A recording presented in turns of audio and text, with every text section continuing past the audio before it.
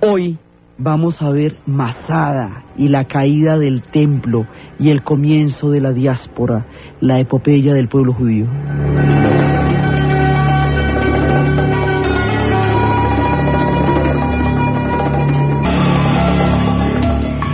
La vez pasada habíamos visto cómo va sucediendo la historia del pueblo judío a través de todos los imperios que van llegando a la zona. Los judíos están allí y los imperios les llegan por encima. Entonces, cómo cuando ya intentan aparecer las culturas o los imperios hegemónicos que quieren que los judíos acepten la fe y las creencias de los pueblos o de las culturas que se van a imponer sobre ellos, van a entrar en un momento en que se producen las rebeliones, porque los judíos, por el pacto con Yahvé, no pueden conceder ninguna otra creencia y el monoteísmo es su razón de existir. Entonces no pueden creer en los dioses del Olimpo, luego no pueden formar parte del mundo griego en los términos en que el mundo griego se lo está pidiendo a ellos.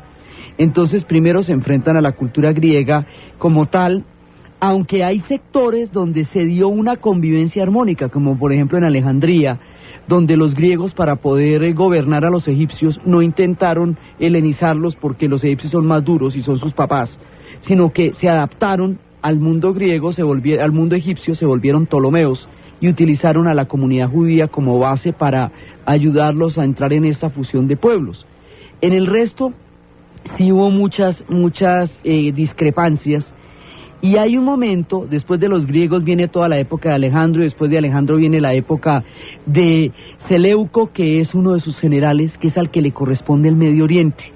Cuando se muere Alejandro, pues sus generales se reparten el gran imperio que él conquistó, y a cada cual le toca un pedazo. El pedazo del Medio Oriente le toca a Seleuco, y Seleuco intenta seguir helenizando a los judíos, como habían intentado los demás, pero contra él es que los judíos van a protagonizar una rebelión gigantesca, que es la que decimos que forma el imaginario más importante, que es la rebelión de los macabeos. Esa rebelión macabea es una insurrección contra la influencia griega entre los judíos. Esa insurrección la ganan, y es cuando decíamos que en el templo hay un fuego sagrado, en el templo de Jerusalén hay un fuego sagrado que tiene que estar ardiendo siempre para Yahvé. La representación de ese fuego es como la continuidad de la fe. Ese fuego se hace con un aceite. El aceite solamente se elabora, duran como 7 días elaborando el aceite, entonces quedaba aceite para un solo día después de que se ganó la rebelión de los macabeos. Y ellos encontraron en el templo, eso les producía muchísima angustia, encontraron en el templo una januquía, que es como una jarrita. Y esa jarrita contenía aceite, pero ellos no tenían aceite sino para un solo día y se gastaban 7 días elaborándolo de aceite para mantener la llama prendida.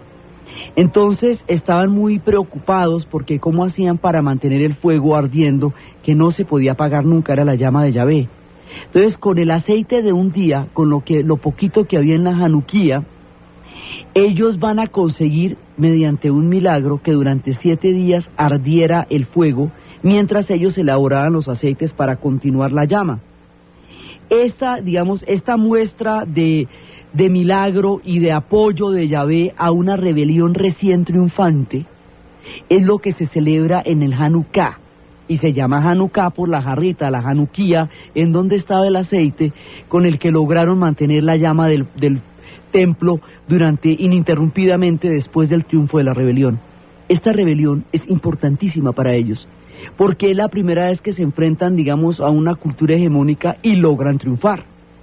Entonces después se revierten las cargas y los que suben van a terminar aceptando la influencia griega, que son los asmodeos, y ahí se presentan problemas de legitimidad, porque el pueblo judío no acepta que sus gobernantes sí entren en contacto con la influencia griega, aunque no se vuelvan nunca traicionen a Yahvé, pero sí entran en contacto con esa cultura y eso genera conflictos. Los griegos, entonces después viene toda esa época de Seleuco y después van entrando poco a poco los romanos. Entonces habíamos visto cómo los romanos van avanzando y avanzando. Al principio llegan unas pequeñas legiones, y en una de esas legiones ellos la logran derrotar en una ocasión y eso les hace sentir que se pueden enfrentar a enemigos mucho mayores y que pueden salir triunfantes. Eso, el mito de David contra Goliat, y les hace sentir que sus rebeliones pueden triunfar a pesar de la inmensa superioridad que pueda tener el enemigo, y se va formando un imaginario guerrero muy complejo. Entonces, más adelante, cuando los romanos sean el imperio, se vuelven un imperio del otro mundo y logran conquistar al mundo conocido. El único imperio que no ha caído es el imperio persa, que ahorita se llaman partos. Ellos se llaman, cada media hora llaman diferentes, en cada etapa de la historia se llaman, como hemos dicho, persas, parsúas, iranios, aqueménidas, sasánidas, pero son los mismos, los persas, la gente que hoy corresponde al país de Irán, que son los que les contamos que no son árabes, sino que son persas, que son iranios, que son elamitas y que son un pueblo de un origen totalmente distinto a todos los de la zona, pero que están allá metidos en la misma geografía y que también hoy por hoy son islámicos, pero ellos son de un origen totalmente distinto al resto del cuento. Ellos, esos de ahí, van a armar un imperio muy grande, que es el imperio que cubre todo Oriente, como una gigantesca sombrilla. Entonces, el límite del poder del imperio romano era solamente la frontera que tenían con los persas o partos llamados en este momento. Esa frontera corresponde a lo que hoy es Siria. Entonces, esa frontera era la más vigilada porque ahí era donde había peligro. Por lo tanto, cada vez que había rebeliones entre los judíos, les hacían desviar la atención de lo que necesitaban, que era mantener la frontera con Siria, la frontera con los partos, en estado de total vigilancia. Entonces, esta situación se va dando con tire y afloje durante mucho tiempo, y va a haber muchos líos, y mientras tanto hay muchas divisiones al interior del pueblo judío entre sí, hay muchas sectas, hay muchas fracciones, hay unas fracciones que eran las que tenían siempre la casta sacerdotal, que era la que tenía siempre el poder y que había excluido a los demás de esa casta. Entonces hay unos que están excluidos ahí, que son los fariseos, que se llaman separados. Era porque no estaban dentro de la casta sacerdotal, y ellos van a desarrollar una importante parte de la doctrina. En la Biblia quedaron como hipócritas, pero en realidad ellos eran muy pegados a las costumbres, por eso se les decía que eran demasiado formales, pero en realidad ellos son parte de todos los grupos teóricos y significan simplemente separados, porque no están dentro de la estructura de lo que eran los sacerdotes. Hay muchas sectas y muchas divisiones interiores. Y hay grupos muy radicales como los celotes y los sicari. Los sicari se llamaban sicari por el origen, por el cuchillo que utilizaban. El cuchillo tenía una forma específica y ese cuchillo se llamaba sicari. Y eran parte de las muchas sectas. Hay muchísimas sectas en este momento entre los judíos. Hay profundas divisiones y la amenaza de Roma se cierne sobre ellos. Entonces, la amenaza de Roma tiene las características de un imperio. Entonces, el imperio tiene básicamente una política interna y está regido por sus propios intereses políticos. Entonces, Roma tiene un problema político con los judíos, y es que no puede tolerar rebeliones, y menos tan cerca de esa frontera. Esto por un problema político. En la medida en que los judíos no reconocen a los dioses del Olimpo, es decir, a los dioses romanos en ese momento, están desafiando la autoridad del imperio, y el imperio no se puede dar el lujo de que desafíen su autoridad. Es un problema político. Mientras que los judíos tienen un problema religioso. Ellos no pueden de ninguna manera aceptar ningún dios porque su pacto es única y exclusivamente con Yahvé. Eso es un problema religioso. Entonces, ellos tienen un problema de principios, que es un problema religioso del pacto con Yahvé. Y los romanos tienen un problema político de no dejarse desafiar de nadie, bajo ninguna circunstancia, en ningún término. Eso hace que el antagonismo entre estos dos pueblos vaya a llegar a niveles imposibles. Entonces, por un lado, el mesianismo que venía de Babilonia va haciendo carrera en un pueblo permanentemente hostilizado por Roma, porque desde el punto de vista judío, ellos están hostilizados permanentemente por los romanos, fueron invadidos y convertidos en provincia, y desde el punto de vista romano son una provincia rebelde que permanentemente genera situaciones de conflicto y nunca la logran mantener en paz. Entonces, esto se va convirtiendo en una cosa cada vez más complicada, y en ese contexto es cuando habíamos dicho que estaban esperando a un Macabeo, a un Mesías Macabeo, a un hombre guerrero que de una vez por todas les quitara a los romanos de encima, y llegó fue un hombre hablando del amor, hablando de la paz, hablando de la fraternidad, hablando del mensaje de la hermandad humana y de la igualdad entre los hombres, que no había hablado nadie nunca antes. Entonces eso desconcierta muchísimo a quienes están esperando a un guerrero. Entonces hay quienes van a reconocer en él al Mesías y se van a separar de los judíos y lo van a seguir, y al seguirlo se llamarán cristianos. Y hay quienes van a continuar esperando el Mesías y no van a reconocerlo porque no consideran al guerrero Macabeo que han estado aguardando para poder enfrentar a Roma. Esos continúan siendo el tronco principal de la religión judaica. Entonces de la religión judía sale la religión cristiana en torno a la figura de quienes reconocen en Jesús al Mesías y quienes no. Los que lo reconocen como el Mesías serán los cristianos, y arranca otra rama de la historia, pero toda dentro del Medio Oriente, que es el origen de todas las religiones monoteístas. Entonces, mientras tanto, la cosa de los judíos con Roma se va complicando, y hay un momento en que hay 4 legiones en Siria que están ahí custodiando la frontera con los partos, y hay un momento en que Nerón, el último de los claudianos, manda 3 legiones a nombre de un general que era un general de mucho prestigio y que en ese momento no tenía legiones a su mando. Le mandan las legiones a él para que someta a la rebelión de los judíos. El general se llama Vespasiano y le mandan 3 legiones. Y en el momento en que le mandan 3 legiones para poder sofocar la rebelión judía, las rebeliones son permanentes, pero esta del 66 es una rebelión grandísima. Entonces le mandan las legiones, y en el momento en que le mandan las legiones, en Roma se arma un despelote, porque es cuando se incendia Roma. Es cuando el incendio de Roma fue, digamos, la idea de que Nerón la incendió parece no ser cierta, porque al contrario, él se vio muy afectado por eso.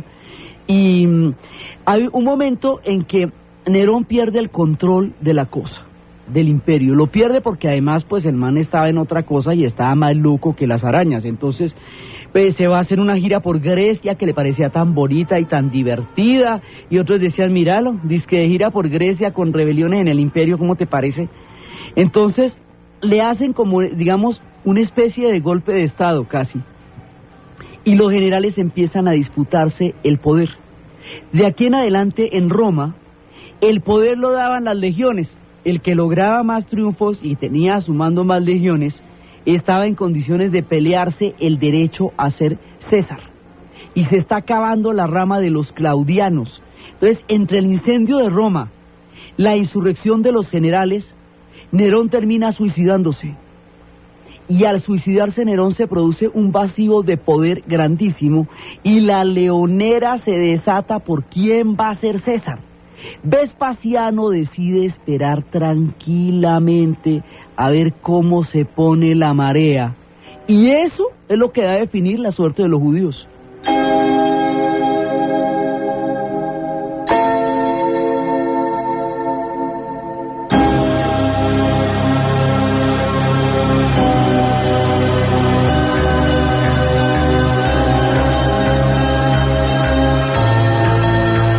Vespasiano la ve grave y dice, esperemos aquí, esperemos. Entonces una rebelión que con 3 legiones la podía sofocar en minutos, se pone a darse largas. Mientras tanto van devastando toda la región porque los romanos no se quedan quietos. Pero aparentemente esto era una operación de 3 días, porque la rebelión la podían sofocar rápidamente y devolverse a Roma. Pero el hombre decide esperarse allá, porque si él llega a sofocar la rebelión, le toca devolverse para Roma, porque ya que se queda haciendo allá. Y mientras las cosas en Roma no se aclaren, él no quiere volver a Roma, sino quiere más bien de reservarse para poder tratar de convertirse en César, pero desde los triunfos y del manejo de la política en Judea. Entonces se queda allá, y la rebelión empieza en el 66, pero eso es un montón de tiempo hasta que realmente los vayan a enfrentar. Entonces todo el tiempo los judíos están esperando la llegada de los romanos porque los romanos realmente están allá, están las 3 legiones allá y ahorita vienen las de Siria que son 4 más, son 7. Entonces si es que los romanos iban a llegar en algún momento y eso no es paranoia, van para ello y van a tratar de aplastarlos, pero el orden y el tiempo en que lo haga depende de los asuntos internos de los romanos. Entonces eso les hace sentir a los judíos que los pueden enfrentar. Los judíos no pueden dimensionar en ese momento, los judíos que están en Judea. Solo los de la diáspora, los que quedaron afuera, saben a qué se están enfrentando, pero los que están ahí no se imaginan el imperiote tan tremendo con el que se están metiendo. Y creen con ese imaginario macabeo que se van a poder enfrentar a un coloso como en ese momento eran los romanos. Y como no los vieron atacarlos de una, sino los ven que van y que ya llegan, como el Chapulín, que sí llegan, que sí llego, entonces no creen que la cosa es en serio. La cosa sí es en serio, lo que pasa es que están esperando la política interna para que se defina. Y van acercándose. Entonces hay un momento en que ya se presenta la posibilidad de Vespasiano, y llega Vespasiano y ¡tin!, se va para Roma y queda de César, de una. Entonces le dice a su hijo, que en ese momento estaba con las legiones, a su hijo, Tito Livio, quédese encargado de la rebelión aquí, porque yo me voy para Roma, yo me voy de César. Y en el momento que usted le diga, los aplasta, ¿sí? Pero ahí sí tiene que ser un golpe de mano de una, porque ahí yo necesito el triunfo político para quedar muy divino y muy sensacional y anotarme el hit frente a los romanos. Entonces la rebelión de los judíos estaba, digamos, determinada por el jet set político de los romanos y por cómo necesitara quedar Vespasiano, y eso sustancialmente se mantiene intacto con el correr de los tiempos. Entonces, si en un principio necesitaba tomarse su tiempo y dejar la cosa en veremos, ahora cuando ya está en Roma va a necesitar acelerarla. Entonces le dice a Tito Livio, ya, es el momento en que ataque con todos los hierros. Tito Livio tiene un amor apasionadísimo, que es una judía que se llama Berenice, y el hombre la adora, y Berenice le suplica que por lo menos en el ataque, si va a tener que atacar, porque sabe que el tipo pues le toca atacar, no destruya el templo, por favor, se lo pido, no destruya el templo. Y él se ha comprometido por el amor a Berenice en no destruir el templo. Y entonces ahora sí viene el ataque con todos los hierros, y en el ataque con todos los hierros, mientras tanto, como lleva tanto tiempo cercados por las regiones romanas, ya les han dejado de parar bolas, y hay una lucha fraccional entre los diferentes pueblos, diferentes grupos judíos al interior de Judea muy fuerte, que los celotes, que los sicaris, que pues saduceos, bueno, un poco gente ahí, todos enfrentándose con todos. En el momento en que atacan los romanos, los cogen fuera de base, porque como hace tanto que estaban con el cuento que iban a atacar, pues ya cuando atacaban de verdad, eso nadie se imaginaba que iba a ser así de bravo. Pues se toman Jerusalén. Y se lo toman, y el ataque es brutal. Ese es el ataque de todas las legiones al tiempo. Ahí hay 7 legiones y se van pero con todo. Y hay un momento en el ataque, en que en la toma de Jerusalén, en que la cosa se pone tan terrible que nadie controla, como pasa en las guerras se sabe cómo empiezan, pero nunca cómo terminan, ni a dónde van a parar, ni qué va a pasar con ellas. Son el factor sorpresa más macabro que puede haber. Entonces resulta que en todo este agite y en esta toma tan furiosa de Jerusalén, en algún momento se incendia el templo.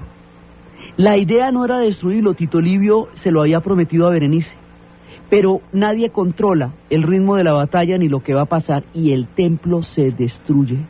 Y ese es el segundo templo, el que han reconstruido después de la llegada de Babilonia, cuando los persas les pidieron permiso de volver y de reconstruir el templo. Entonces el primero era el que ha construido Salomón por el mandato de Yahvé, con todas las especificaciones y todo eso, sobre Sión, la colina de Jerusalén. Este es el segundo templo construido sobre las ruinas del templo que habían destruido los babilonios cuando raptaron y deportaron a los judíos a la diáspora. y este es el que reconstruyen cuando regresan de la diáspora los de Babilonia y lo vuelven a hacer. Este es el segundo templo, y la destrucción de este segundo templo es una destrucción terrible sobre el pueblo judío, pero terrible, y no se ha vuelto a reconstruir, o sea, no existe un tercer templo. Quedó un pedazo de muro grande de los cimientos de ese templo que actualmente se llama el Muro de las Lamentaciones, y es el que aparece en todos los noticieros frente al cual van a rezar permanentemente los judíos, y por eso es tan importante ese muro, porque es lo que queda del templo. Imagine, estamos hablando del año 69 en la era del Imperio Romano, imagínese cuánto tiempo hace. Entonces la cosa se va complicando y se va complicando, hay una destrucción del templo, hay una destrucción de Jerusalén, la cosa se vuelve una hecatombe terrible, y se van a refugiar los que lograron sobrevivir a semejante asedio tan terrible y semejante asalto tan colosal de todas las legiones. Digamos, lo más temido de todo acaba de pasar. Los romanos entraron, destruyeron Jerusalén y destruyeron el templo. Ahí sí, mejor dicho, ¿cómo hacemos? Era lo que más se temía. Entonces, los grupos que sobreviven se van a refugiar en una fortaleza, en un monte.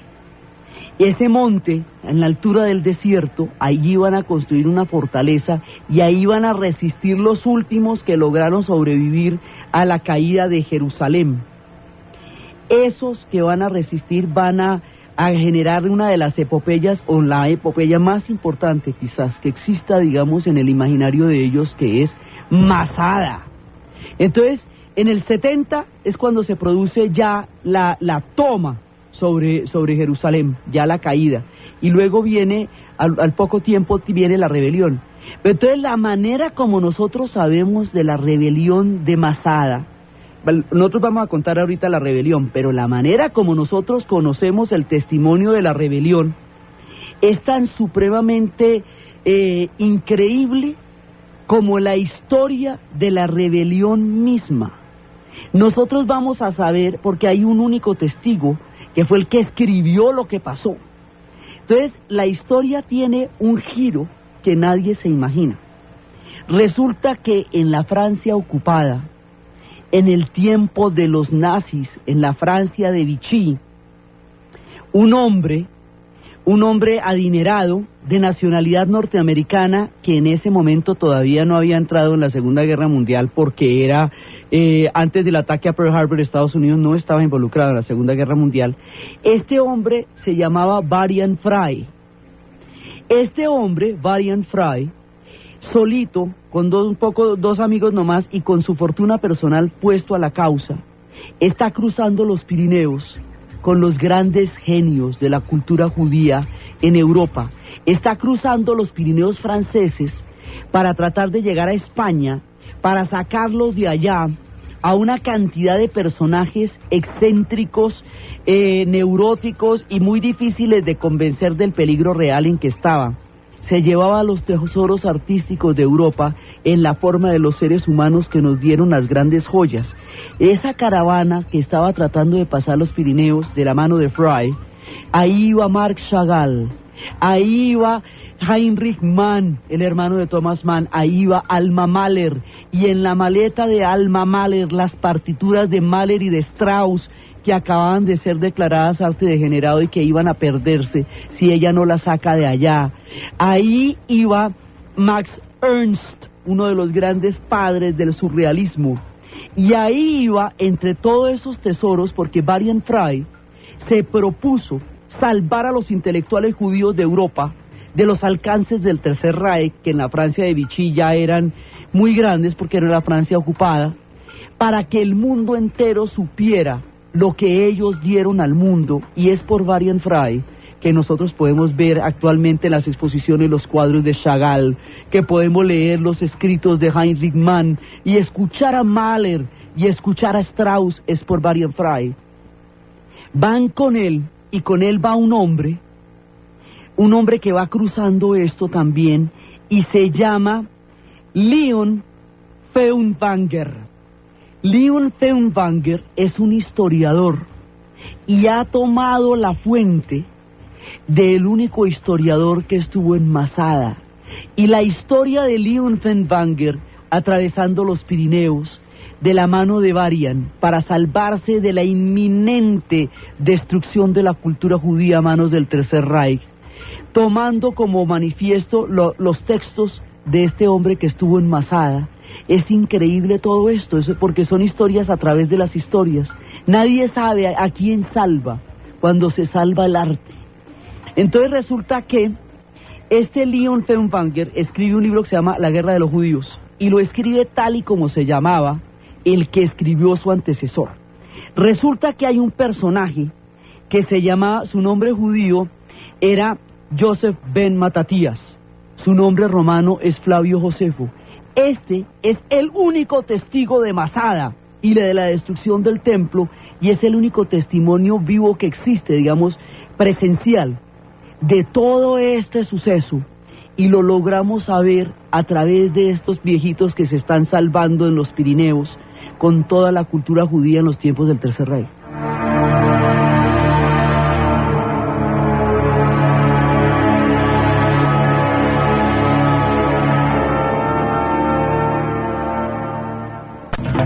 Joseph ben Matatías es un judío universal, un judío cosmopolita, que primero estuvo en toda la formación de su pueblo y luego va a tener la oportunidad de ir a Roma y va a ser un diplomático, como decir, en el mundo romano.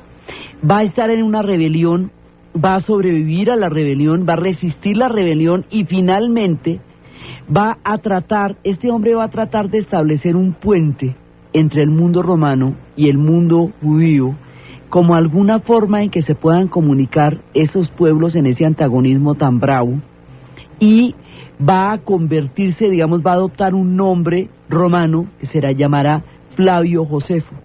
Por haber adoptado un nombre romano durante mucho tiempo, lo desconocerá la misma comunidad judía como fuente y como historiador, pero él es el único que estaba en la caída de Masada.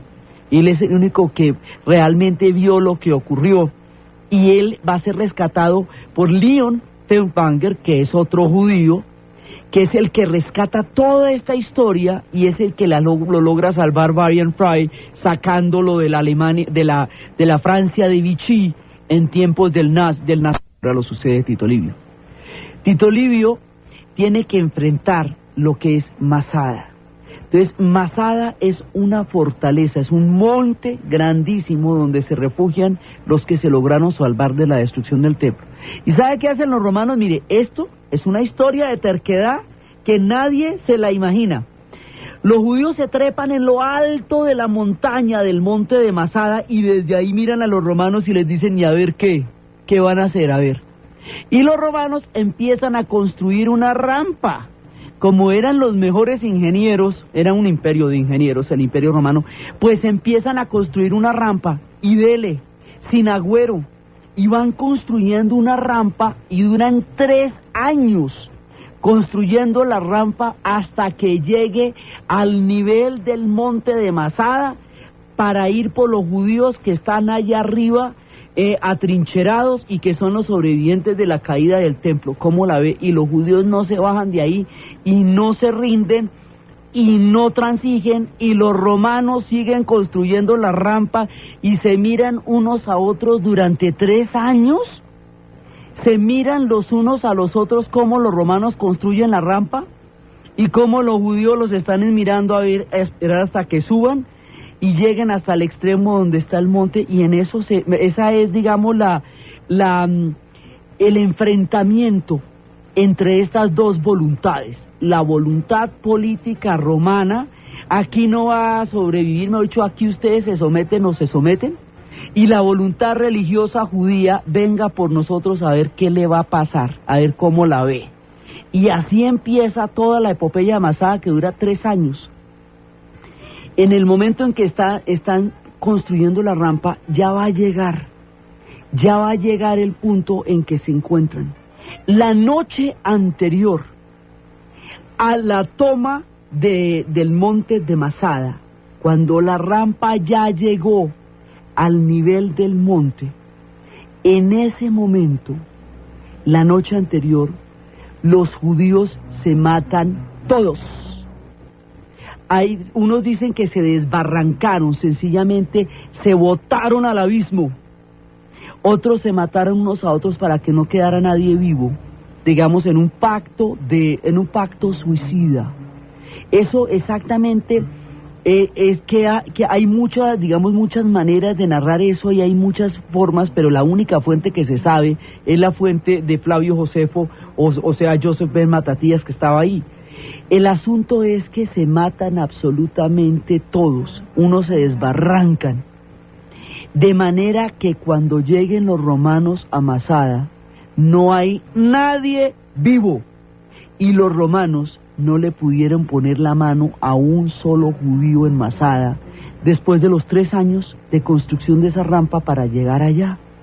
Entonces, en ese momento están todos muertos, y Masada se vuelve un símbolo de la resistencia judía frente al Imperio Romano, y hoy por hoy, cuando cumplen 13 años en Israel, los hacen subir hasta Masada, y en la cima del monte gritar, nunca más.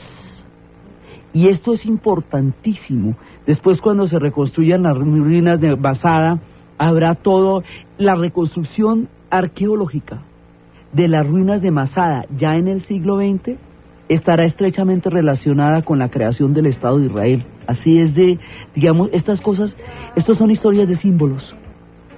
Y a esa epopeya canta esta canción que dice, yo veré renacer el sol, seré testigo del renacimiento del sol de Masada, volveré a ver nacer y salir el sol de Masada. Eso nos lo canta Alpha Blondy, de toda la beta que hemos visto de por qué ellos están relacionados con Sion y con Babilonia, y ahora con Masada.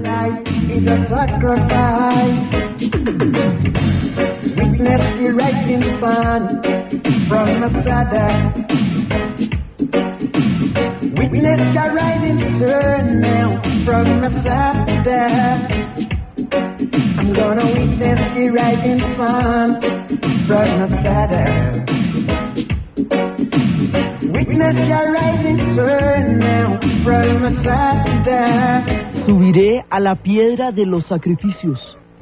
Allí lavaré mis pecados, y desde la piedra de los sacrificios, allí veré el nacimiento, seré el testigo del nacimiento del sol de Masada. Allí lavaré mis pecados y allí veré el nacimiento del sol de Masada. Seré testigo del nacimiento del sol de Masada. Dios bendiga a Masada. Eso es lo que dice Alpha Blondy, hablando de cómo va a subir hasta la cima para poder dar ese testimonio. Este hombre es de Costa de Marfil y viene de toda la corriente judaica que se reivindica a través de los movimientos de los Rastafaris. Entonces, la epopeya de Masada queda grabada en la historia como el símbolo más importante de la resistencia judía, y de aquí para adelante todo lo que hemos recorrido se vuelven símbolos que en el presente tienen un significado claro. Cada cosa, la observación de las fiestas, que la Pascua, que el Hanukkah, todo, Masada, la rebelión macabea, todo esto va forjando la historia en el pensamiento y en el alma del pueblo judío. Entonces, después de esto ya vienen los tiempos de Adriano, poco más tarde.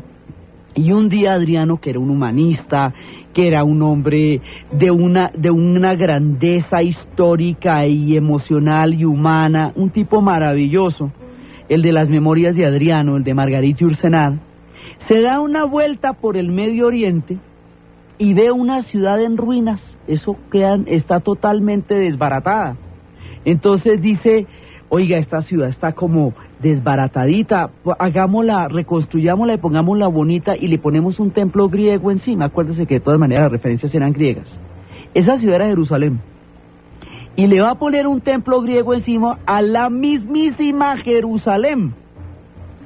No, su intención en ningún momento fue producir un nivel de enfrentamiento tan grande. No, quería reconstruir la ciudad. Pero al tratar de poner un templo griego encima de donde quedaba el antiguo templo, pues esto revive la herida abierta desde Masada, y desde la caída de Jerusalén, y se produce una última rebelión judía. Esa última rebelión, por muy querido que fuera Adriano, muy humanista y muy sensacional, la va a aplastar con todo, y ahí les prohíben a los judíos volver a Jerusalén, les prohíben reconstruir el templo, les prohíben regresar a Jerusalén y los expulsan de una vez por todas del Medio Oriente y los obligan a abandonar su tierra y a irse por el mundo errantes en lo que se va a conocer con el nombre histórico de la diáspora. Hay una diáspora babilonia, sí, pero esta es la diáspora, en mayúsculas, la diáspora. Entonces, ahí quedan totalmente prohibidos de regresar a su tierra, todo. Entonces las rebeliones son, pues primero, las que se van dando hasta la caída de Jerusalén y la destrucción del templo. Luego, la resistencia y el suicidio colectivo de Masada, y que eso ya es, una es con Vespasiano, otra es con Tito Livio, y esta que es la de Adriano es ya la expulsión definitiva de los judíos de Jerusalén. Ahí es cuando sucede todo esto. Entonces los judíos se van, hay un último judío que le dice, déjeme sacar las tablas de la ley, déjeme sacar la ley judía, déjemela sacar y crear una universidad, por favor. Entonces a ese último le dicen Mesías y la saca. Entonces de aquí en adelante ellos se van a ir por el mundo y van a tener dos asentamientos grandes. Hay colonias judías importantes en Alejandría desde el tiempo de los Ptolomeos. Hay colonias judías importantes en Babilonia, eso es muy, muy importante desde hace rato, de la gente que quedó del Éxodo. Y hay colonias judías en España, en la antigua España, que están allá también desde la era Babilonia, y esas colonias judías en España es de donde van a venir los más grandes asentamientos. Entonces se van a ir para dos lugares, que es donde fundamentalmente se van a hacer. Uno, se van a ir para Alemania, lo que hoy es Alemania, al este del Rin. El este del Rin es un territorio que se llama Ashken, y aquellos que se van para el este del Rin se van a llamar judíos ashkenazis por Ashken, y son los de los pelirrojos, los que tienen los rasgos como los de Woody Allen, ¿sí? Y los otros que se van a ir para España se van a llamar judíos sefarditas. Hay una canción sefardí que canta Radio Tarifa, que cuenta toda esa historia de los judíos sefarditas. Los judíos sefarditas van a formar parte integral de la gran civilización que más adelante va a tener Córdoba, que va a conocer esplendores nunca vistos ni antes ni después. Ellos serán los intelectuales, una clase intelectual importantísima de Córdoba. Estos de Sefarad son judíos de piel aceituna y van a tener una contribución importantísima al mundo de Sefarad, cuando se vaya a dar al mundo árabe de Córdoba, cuando se vaya a dar el gran esplendor, cuando lleguen hasta esas tierras los pueblos del profeta. Esta canción nos cuenta ese ánimo de Sefarad que llegaría a ser grande y maravillosa.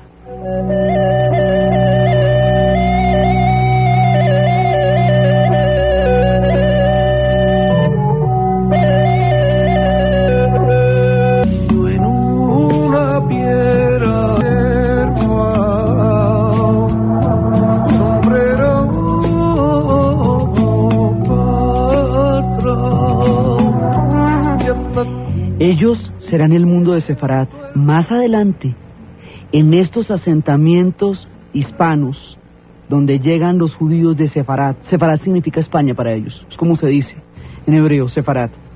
Más adelante eso será el reino de Córdoba, cuando la tierra del profeta, que esa es otra que vamos a ver, llegue, cuando los omeyas lleguen hasta allá y hayan creado un reino magnífico, inimaginablemente maravilloso, entre la espiritualidad, la tolerancia, la tecnología de la época.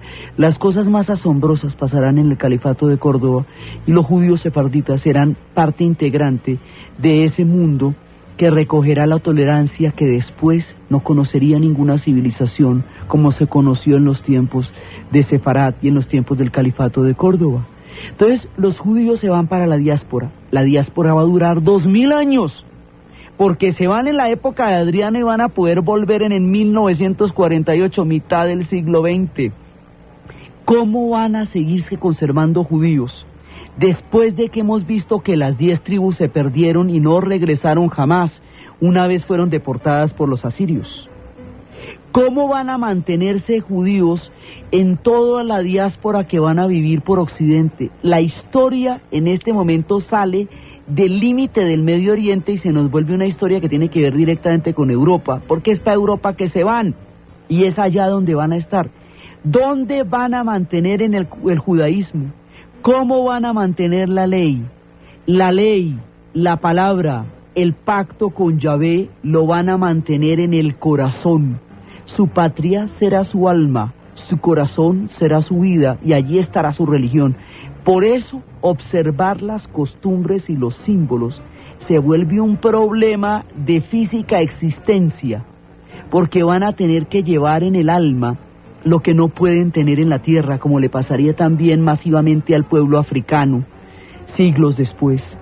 Entonces, resulta que van a tener una tradición escrita, inamovible, que les recuerde cómo son las tablas y cómo es el fundamento de su ley. Y van a tener una tradición oral que se adapte a los cambios de los tiempos y pueda ser flexible a las muchas culturas y civilizaciones donde ellos van a tener que vivir de ahí en adelante. Una es la Haggadah y la otra es la Halakha. La Halakha, las dos, digamos, la Haggadah y la Halakha, que son las dos versiones, la versión escrita y la versión oral. Estas dos, tanto la versión inamovible de la ley fija como la versión oral que se flexibiliza con el cambio de los tiempos, en conjunto forman un texto sagrado que se llama el Talmud. Entonces, a partir de la diáspora, desaparece el judaísmo del templo, el de la Torá, el que teníamos desde la época de Babilonia y desde la época de Moisés, toda la ley mosaica. Esa etapa del judaísmo mosaico, la etapa del judaísmo del templo, la etapa de Judea, la etapa de su relación en su tierra con los romanos, con los asirios, con los seleucos, con los griegos, va a dar paso a una nueva etapa en el judaísmo. Y la Torá ahora se nos va a convertir también en ese, va a ser el Talmud el que lleven, que son los textos de la diáspora. Y esta es la formación del judaísmo rabínico. A través de los rabinos se conservará la pureza de la ley, no se van a poder casar con personas que no sean judías, porque la religión judaica se transmite por la madre. Entonces, si usted se casa, la madre, esos hijos tienen que ser judíos. No van a poder asimilarse, completamente a ninguna cultura, porque si no desaparecen como judíos. Van a ser judíos hasta los huesos. Es lo único que les garantiza que vayan a sobrevivir 2000 años. Y van a llegar a una Europa que se volverá cristiana. Entonces, algunos, en el momento en que fueron deportados, cuando cayó el templo de Jerusalén, muchos fueron llevados como esclavos a Roma, lo mismo que hicieron con los griegos. Cuando destruyeron las ciudades griegas, los romanos llevaron un montón de griegos como esclavos a Roma, y con eso la cultura griega se fue derechito para Roma y la influenció tanto que la cultura romana se montó sobre la griega. Bueno, pues cuando la caída del templo de Jerusalén, también se llevaron un montón de judíos como esclavos a Roma, y ellos llevaron la fe judaica a Roma. Más adelante, cuando llegue el mensaje de Cristo, muchos de ellos reconocerán en el mensaje de Cristo al monoteísmo que ellos profesan en el alma y se harán cristianos. Otros seguirán siendo judíos. El cristianismo, que en un principio es un poder al interior del Imperio Romano, luego es un poder paralelo al Imperio Romano, se convertirá después en un poder superior al Imperio Romano. Cuando el Imperio Romano pierda su propuesta histórica, cuando los contenidos de su civilización se desintegren, cuando los bárbaros lleguen, cuando el imperio haya caído, entonces el reino que venga tendrá que ser un reino espiritual, porque todo reino material no podría ser nunca mayor que Roma, y Roma ha caído. Cuando caiga Roma, eso es como si se acabara el mundo, apague y vámonos. Los únicos que tienen una propuesta espiritual que oponer a la caída de Roma son los cristianos. Los judíos van a llegar a Europa en el momento en que Europa se va a volver cristiana. Y como van a llegar a una Europa cristiana, van a tener el problema de no ser aceptados dentro de un mundo cristiano, porque vienen de la rama de los que no reconocieron en Cristo al Mesías. Entonces, y los que reconocieron en Cristo al Mesías, terminaron siendo la corriente hegemónica hasta llegar a ser la corriente absoluta de toda la Edad Media. Entonces los judíos llegan a Europa en una desventaja histórica muy grande, porque llegan como una minoría en un mundo completamente cristiano, totalmente cristiano, y van a tener que sobrevivir por las orillitas, por los pedacitos, por los recovecos de un mundo que no los va a aceptar. Entonces cada ratico van a tener episodios de persecuciones, y aquí es donde se va formando el prejuicio terrible del antisemitismo.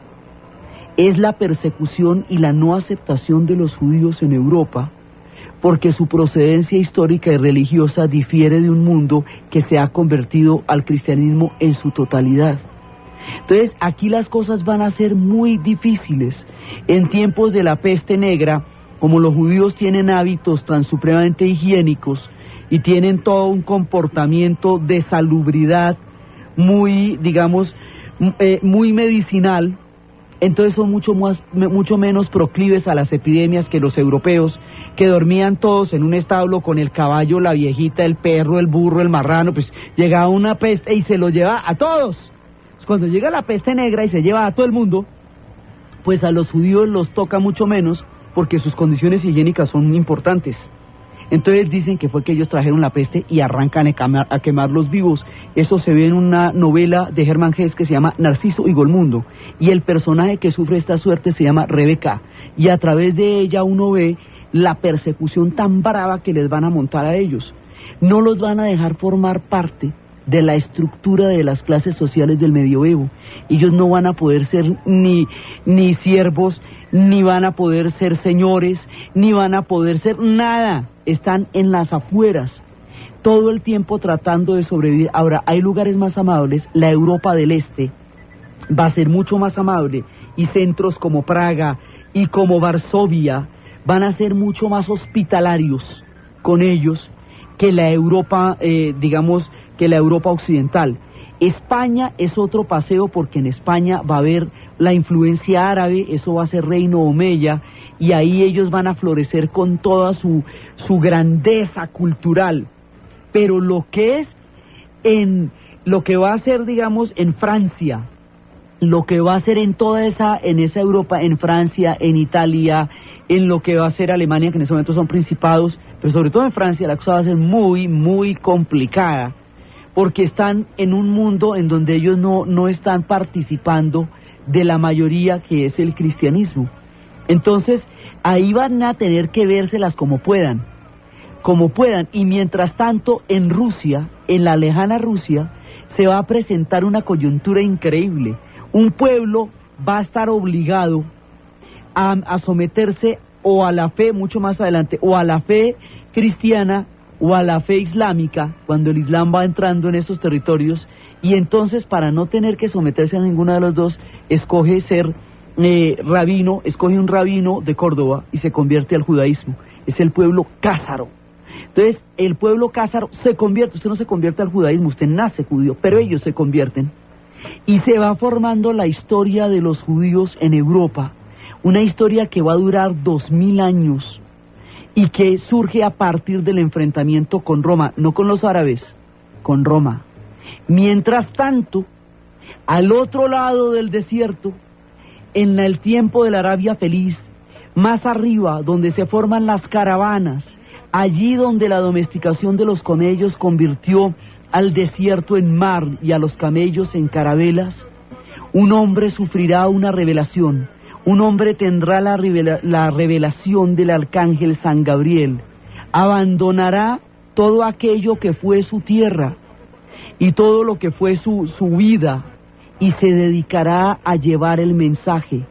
El mundo lo conocerá como el profeta, su nombre será Mahoma, y el mundo del Islam está por nacer. Entonces, desde los espacios de la epopeya de Masada, desde la caída del templo de Jerusalén, desde las pasiones de Tito Livio por Berenice, desde la tragedia de estos dos pueblos que se enfrentan y la diáspora que los va a condenar a 2000 años de rancia por el mundo occidental, en la narración Diana Uribe, en la asistencia técnica César Moreno, y para ustedes feliz domingo.